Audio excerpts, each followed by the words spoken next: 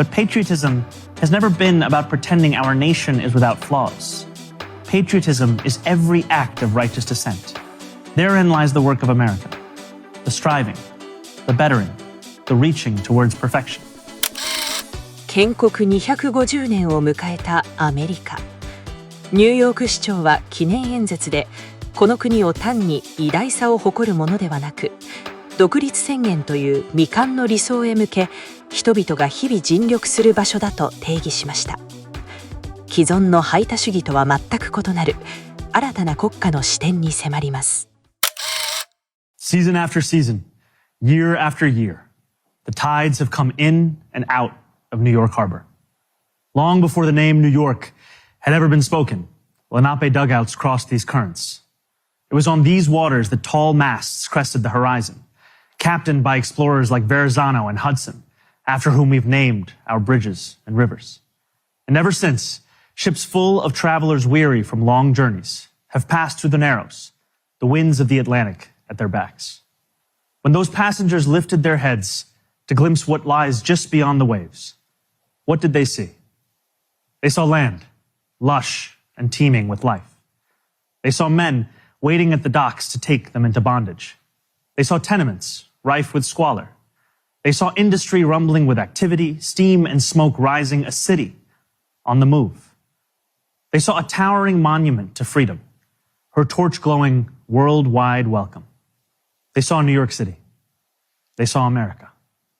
Tomorrow, our nation marks 250 years since we declared our independence.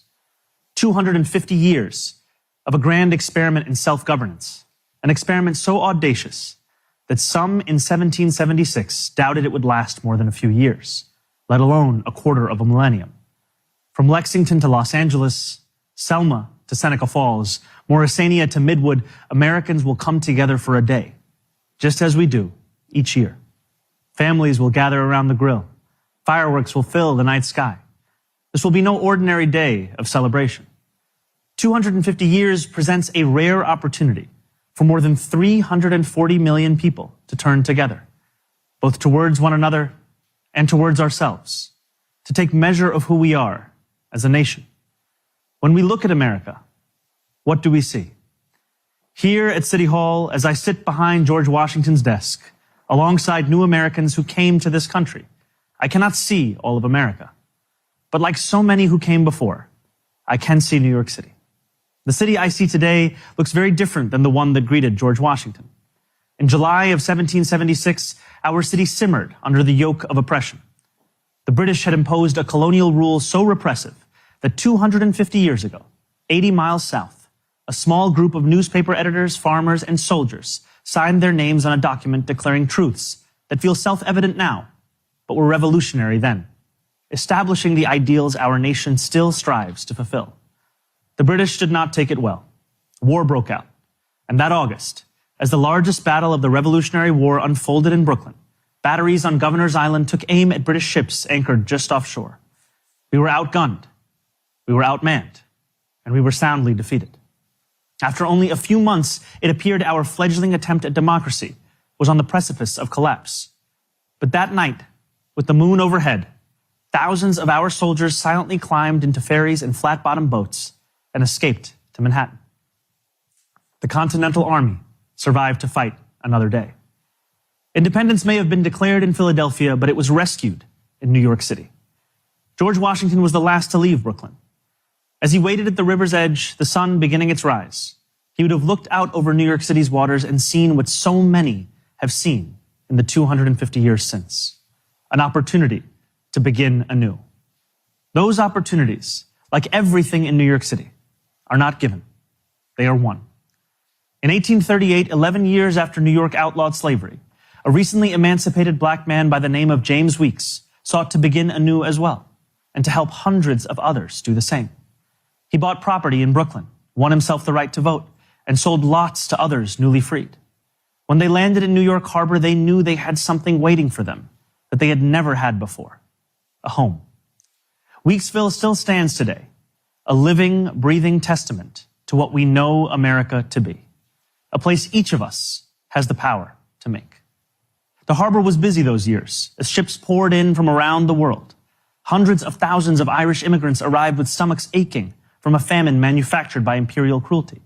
Chinese sailors settled in what is today Chinatown. Millions more traveled under the Statue of Liberty and through Ellis Island. Jewish people escaping pogroms, Italians fleeing poverty, Syrians seeking economic opportunity. Each of these new arrivals peered through portholes onto a city that was changing as fast as the nation. They saw merchants peddling their wares on the docks, streets being laid out on a grid, buildings rising into the clouds. They could not yet see the nativism they would face, the jobs they would be refused, the landlords who would not rent to them, and the abject labor and living conditions they would withstand. But no matter how much smog hung over the harbor, they still saw an opportunity to begin anew.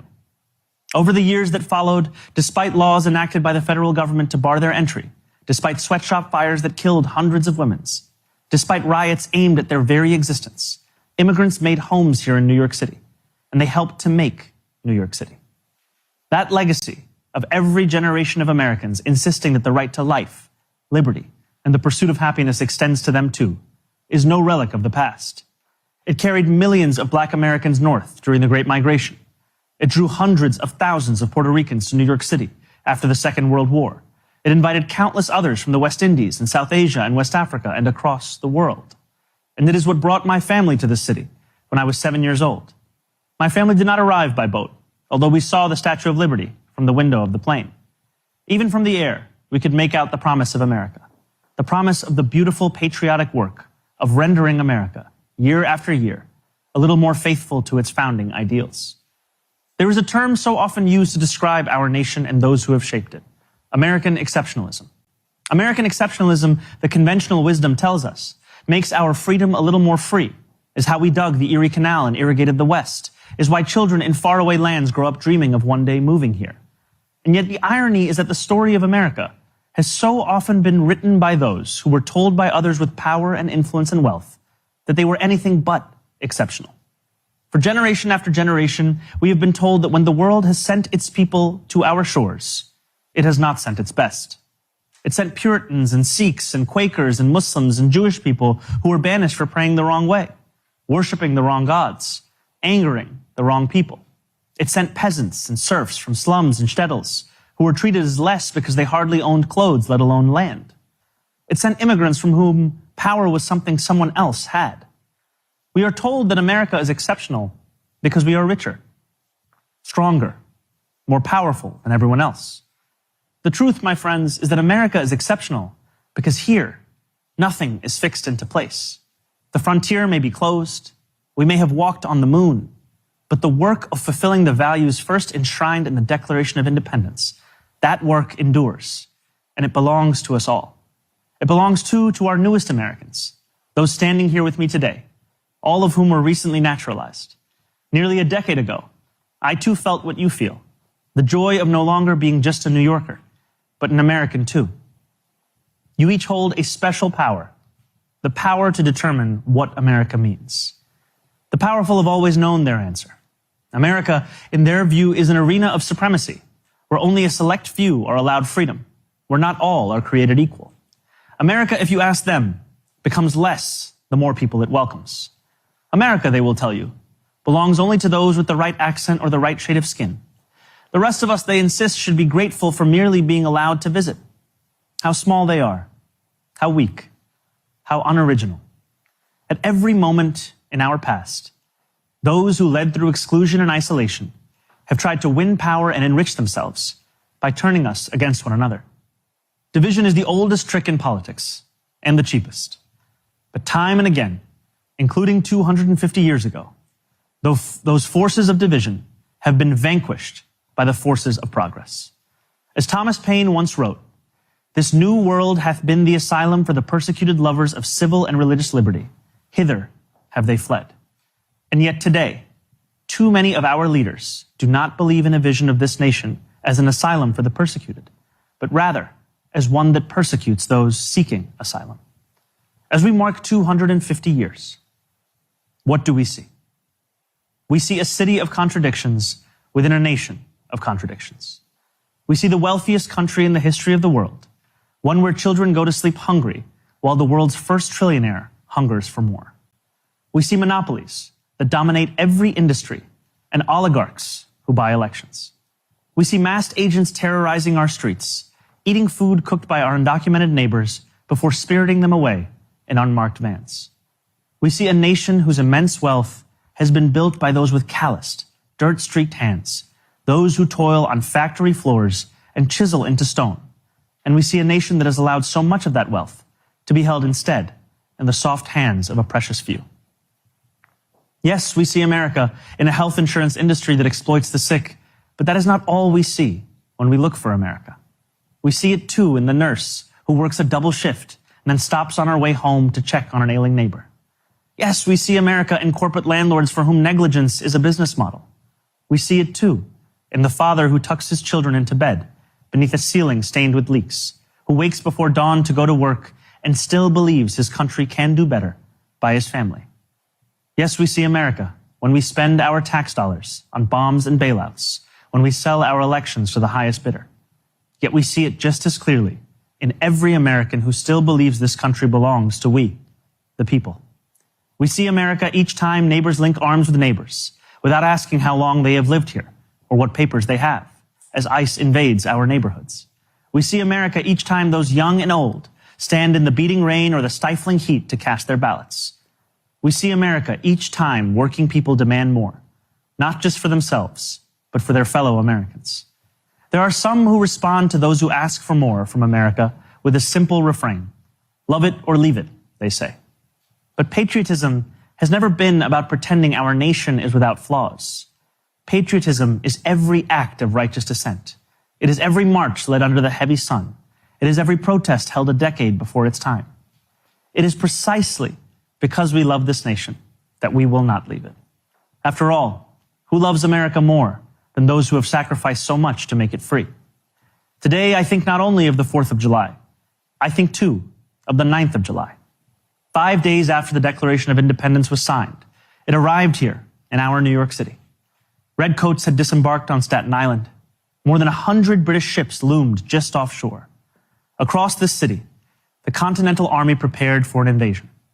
George Washington commanded his brigades to assemble just a few feet from this building. It was known then as the Commons. Today, we call it City Hall Park. There, within range of British guns, Washington ordered his generals to read the Declaration aloud. And with the world's mightiest empire poised to attack, Washington told the people of New York City what we will celebrate tomorrow, that we had declared our independence, that freedom was within reach. That evening, danger loomed. Conflict was not a question, but a certainty. And yet when those early New Yorkers marched toward the statue of King George III that stood in the Bowling Green, a statue they would melt down into bullets for their young army, they walked in unison, grounded not in the pursuit of plunder, but in ideals that for the first time had a name: America. Those ideals upon which our nation was built, they are strong enough to endure any authoritarian regime, but only if we reach for them. Ours is a nation working each day towards the perfection in which it was conceived, a nation striving each day to better itself. Therein lies the work of America, the striving, the bettering, the reaching towards perfection. What a privilege each of us has to live in a nation that every one of its inhabitants can shape. What a responsibility each of us possesses to prove ourselves worthy of all those who came before. What power each of us holds to bring America ever closer to the greatness so many have seen when they looked upon these shores, the greatness that for 250 years has been America. Thank you. God bless America. God bless New York City, and happy 4th of July.